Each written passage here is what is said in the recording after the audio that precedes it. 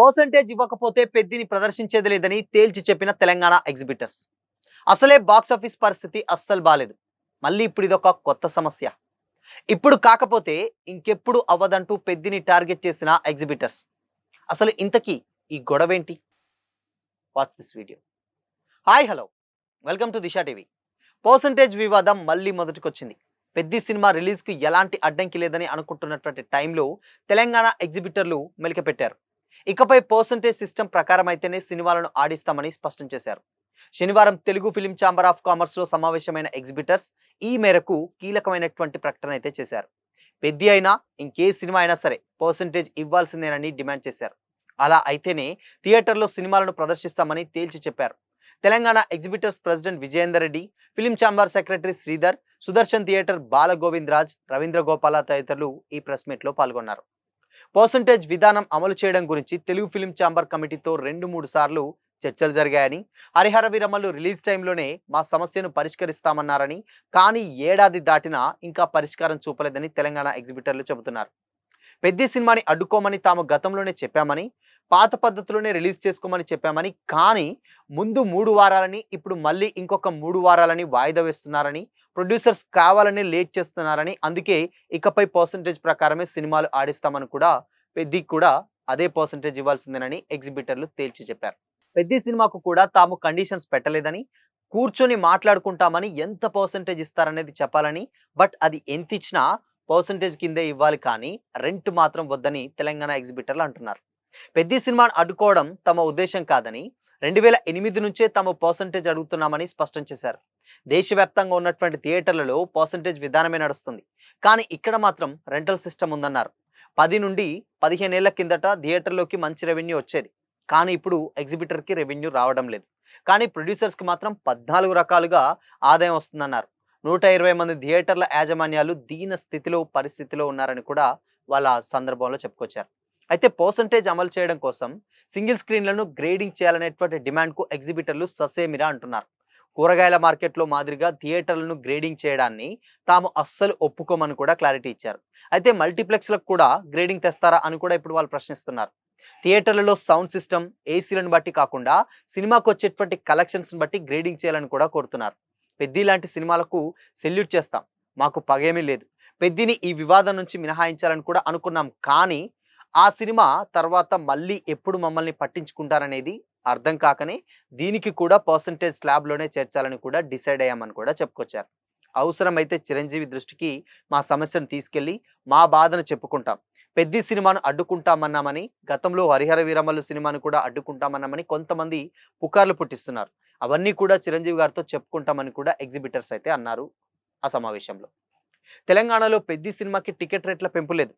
Ticket ధరలు పెంచి ఆడియన్స్ని చంపొద్దంటూ కూడా సీఎం రేవంత్ రెడ్డి ఫిలిం ఛాంబర్కు లేఖ ఇచ్చాం. బట్ ఒకవేళ పెంచుతూ నిర్ణయం తీసుకుంటే డిమాండ్ అండ్ సప్లై ఆధారంగా మా నిర్ణయం ఉంటుందని కూడా వాళ్ళు క్లారిటీ ఇచ్చారు. Telangana film chamber of commerce chairman పదవికి సునీల్ నారాయణ్ రాజీనామా చేయగా నూతన అధ్యక్షుడిగా చువ్వాడి శేఖర్ను ఎంచుకున్నారు. అయితే రామ్ చరణ్ హీరోగా నటించినటువంటి పెద్ది సినిమా ఇప్పుడు జూన్ 4వ తేదీన రిలీజ్ కానున్నటువంటి నేపథ్యంలో లేటెస్ట్గా పర్సెంటేజ్ వివాదాన్ని ఇప్పుడు మళ్ళీ తెర మీద తీసుకొచ్చారు ఎగ్జిబిటర్లు. అయితే ఎగ్జిబిటర్లు, ప్రొడ్యూసర్లు పోటాపోటీగా ప్రెస్ మీట్లు పెట్టారు. సింగిల్ స్క్రీన్ థియేటర్లోనూ పర్సెంటేజ్ విధానం అమలు చేయాలని ఎగ్జిబిటర్ డిమాండ్ చేస్తే దానికి నిర్మాతలు కూడా ఒప్పుకోలేదు. అయితే ఈ టైంలోనే ఫిలిం ఛాంబర్ ఒక మీటింగ్ పెట్టి కీలక నిర్ణయం తీసుకుంది. దీనిపైనే 21 మందితోటి ఓ సబ్ కమిటీ వేస్తున్నట్లు కూడా ప్రకటించింది. కమిటీ నివేదికను బట్టి పర్సెంటేజ్ విధానం అమలు చేయడంపై నిర్ణయం తీసుకుంటామని కూడా తెలిపింది. అయితే పెద్ది రిలీజ్కు ఎలాంటి సమస్య లేదని ప్రొడ్యూసర్ దిల్ రాజు, సి కళ్యాణ్ మీడియాకి తెలిపారు. అంతా బాగానే ఉందనుకుంటున్నటువంటి టైంలో ఇప్పుడు పర్సెంటేజ్ వివాదం మళ్ళీ మొదటికి వచ్చేసింది. అయితే హైదరాబాద్లో మీటింగ్ పై ఏర్పాటు చేసినటువంటి ఎగ్జిబిటర్లు పెద్దితో సహా ఇకపై ఏ సినిమా వేయాలన్నా ముందు పర్సెంటేజ్ సంగతి ఏంటో తేల్చి చెప్పాలని ప్రెస్ మీట్ పెట్టి మరీ క్లారిటీ ఇచ్చేశారు. అందరూ కూర్చొని మాట్లాడుకుందామని, ఎక్కువనో తక్కువనో ముందు ఎంత ఇస్తారో స్పష్టంగా చెబితేనే తమకు అభ్యంతరం ఉండదని కూడా కుండబద్దలు కొట్టేశారు. సో ఇక పెద్దికి మినహాయింపు ఉంటుందని, నైజాంలో ఏ సమస్య లేదని భావిస్తున్నటువంటి ఇండస్ట్రీ వర్గాలు ఒక్కసారిగా షాక్ అయిపోయాయి. దీనిపై స్పందించేందుకు మైత్రి ప్రొడ్యూసర్స్ ఎవరైతే ఉన్నారో వాళ్ళు ఇప్పుడు అందుబాటులో లేరు. నిన్న జరిగినటువంటి భూపాల్లో ఈవెంట్ ఏదైందో దానికోసం అక్కడికి వెళ్ళారు. సో స్పందన డెఫినెట్‌గా లేట్‌గా రావచ్చు. బట్ లేదా ఎవరో ఒకరు ఆన్‌లైన్ ద్వారానో లేదా ఇతర ప్రొడ్యూసర్‌లు ఎవరైనా నేరుగానో స్పందించేటువంటి అవకాశం అయితే లేకపోలేదు. ఎగ్జిబిటర్‌లు మాత్రం చాలా గట్టి పట్టుదలగానైతే కనిపిస్తున్నారు. లేటెస్ట్‌గానే ఛాంబర్ పదవికి సునీల్ నారాయణ రాజీనామా చేశారు. పరిణామాలన్నీ కూడా మారిపోయాయి. ప్రదర్శకులను ఒక తాటిపైకి తీసుకొచ్చేందుకు పెద్దలు ప్రయత్నిస్తున్నారు. కానీ అవి ఎంతవరకు కొలిక్కొస్తాయో అంతు చిక్కడం అయితే లేదు. అంటే ప్రొడ్యూసర్ అడిగి గవర్నమెంట్ పర్మిషన్ ఇచ్చినా హైక్స్ అమలు చేయమని నేరుగా చెబుతున్నారు. సో మరి 'పెద్ది' కేవలం 10 రోజుల దూరంలో ఉంది. ఇప్పుడు ఈ ఇష్యూ వల్ల థియేటర్ అగ్రీమెంట్లు పెండింగ్‌లో పడతాయి. అసలే సరైన స్టార్ హీరో సినిమా మాస్ లేక 4 నెలలుగా బాక్సాఫీస్ చాలా డ్రైగా ఉంది. ఆడియన్స్ వేరే ఆప్షన్ లేక డబ్బింగ్ సినిమాలకు పరిగెడుతున్నారు.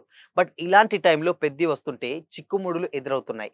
మరి నైజాం ఎగ్జిబిటర్ల కోరికలు న్యాయంగా అనిపిస్తున్నా ఇది పరిష్కరించే దిశగా చొరవ ఎవరు తీసుకుంటారనేది ఇప్పుడు $1000 ప్రశ్నగా మిగిలిపోయింది. సో మరి దీన్ని ఎవరైనా ముందుకు తీసుకెళ్ళి ఈ సిస్టమ్‌ని కొంచెం చేంజ్ చేసి దాన్ని ఏమన్నా సర్ది చెప్తారా?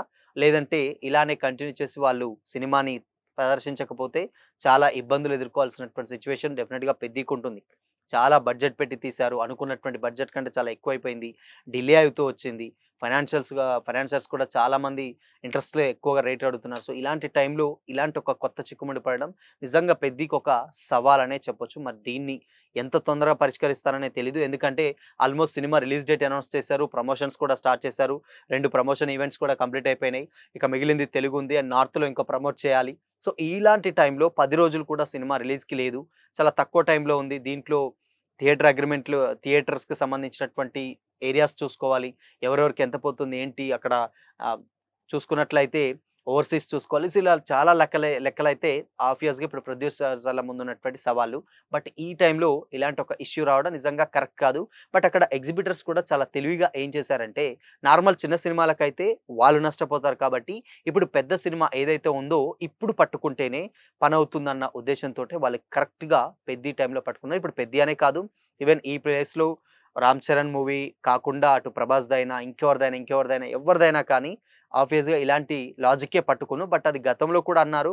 అది మినహాయిస్తూ వచ్చారు. బట్ ఈసారి మాత్రం ఉపేక్షించేది లేదని కూడా ఎగ్జిబిటర్స్ చాలా గట్టిగా అయితే కూర్చున్నారు. సో, మరి దీని మీద అఫీషియల్ క్లారిటీ రావాలి. అండ్ ఈ గొడవ సద్దుమణగాలంటే ఎవరు ముందుకొస్తారు? ఎవరు దీన్ని క్లియర్ చేస్తారనేది ఒక పెద్ద క్వెషన్ మార్క్. సో, మరి 'పెద్ది' సినిమాపై ఇప్పుడున్నటువంటి పరిస్థితుల నేపథ్యంలో సో, మరి రెంటల్ సిస్టమ్ కాదని పర్సెంటేజ్ సిస్టమ్ ఇవ్వాలన్న ఎగ్జిబిటర్స్ కోరికపై మీ ఒపీనియన్ ఏంటి?